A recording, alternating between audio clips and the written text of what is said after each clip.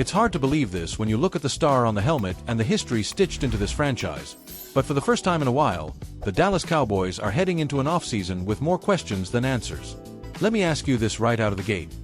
How does a team with one of the most productive quarterbacks in football, playing every single game, throwing for over 4,500 yards, still end up watching the playoffs from the couch?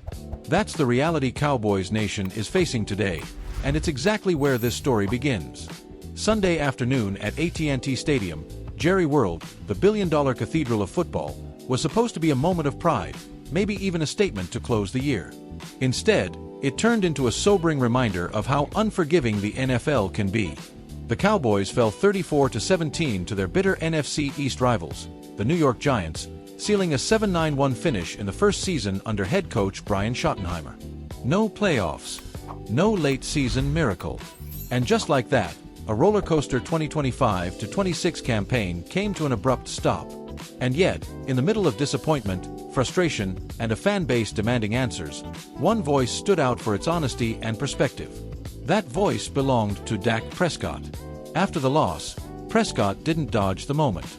He didn't sugarcoat the pain. But he also didn't sound broken.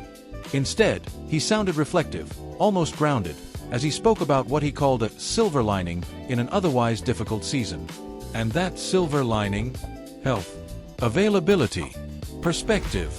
Very thankful, Prescott said, his voice steady, his words deliberate. When you don't get to play this game, especially when you talk about how much love and joy and peace this game brings me, when it gets taken away, it's tough. That line hits harder when you remember what Dak has been through.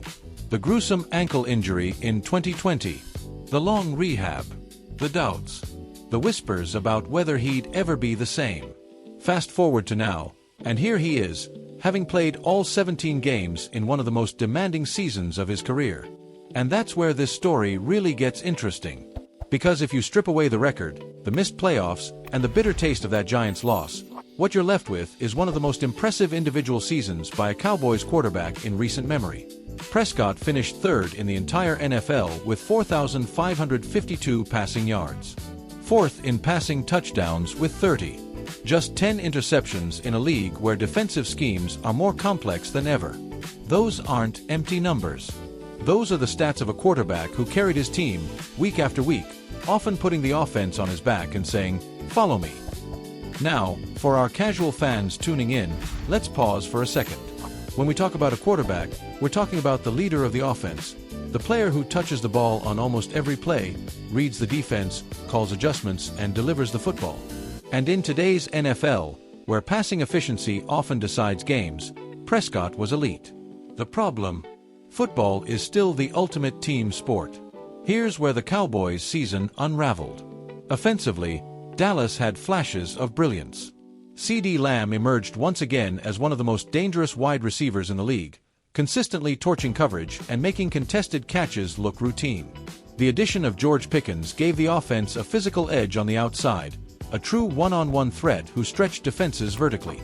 Javonte Williams, in his first year with the team, brought balance to the backfield, a running back who could grind out tough yards and keep defenses honest. But football games aren't won by offense alone, and that's where Dallas ran into trouble, again. Defensively, this unit simply couldn't find consistency. Missed tackles, blown coverages, a pass rush that disappeared at the worst possible moments. Even with stars like Micah Parsons flashing brilliance, the defense too often failed to complement Prescott's efforts.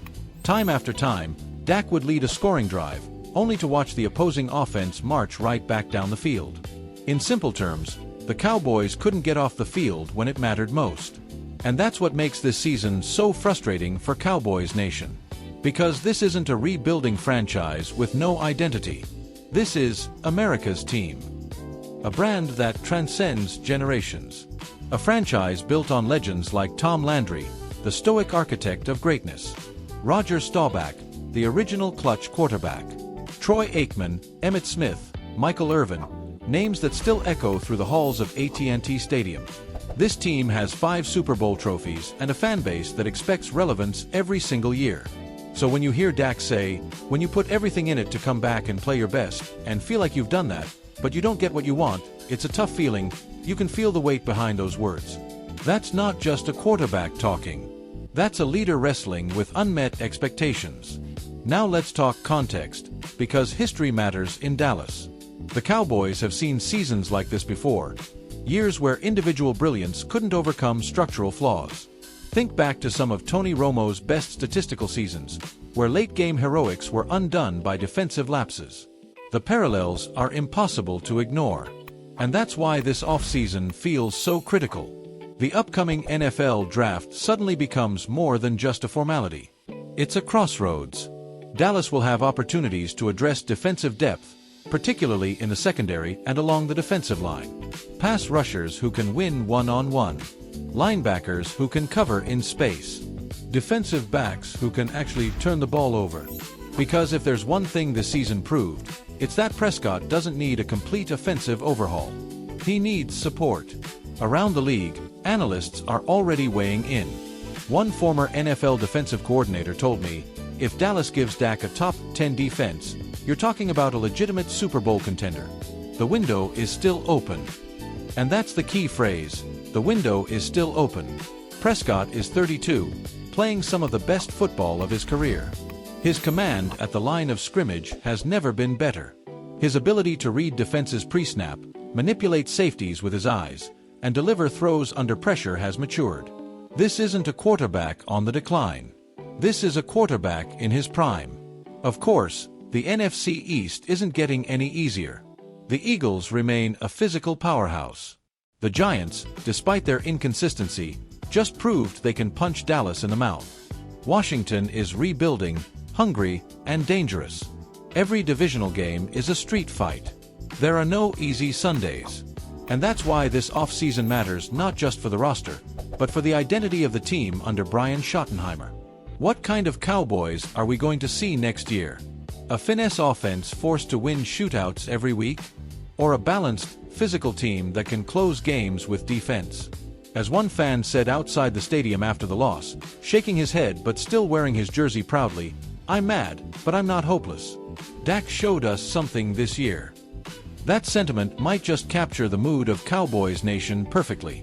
So as we turn the page, here's the big question I want you to think about, and I want you to drop your thoughts in the comments.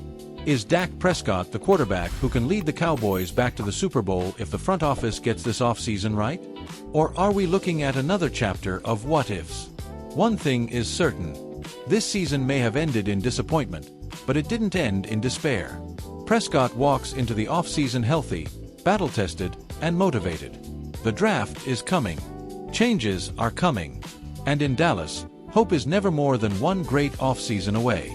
If you're Cowboys Nation, you don't walk away now. You lean in. You debate. You believe. And you get ready for what comes next. So make sure you're subscribed, hit that like button if you're riding with a star, and let's keep this conversation going, because the story of the Dallas Cowboys is far from finished.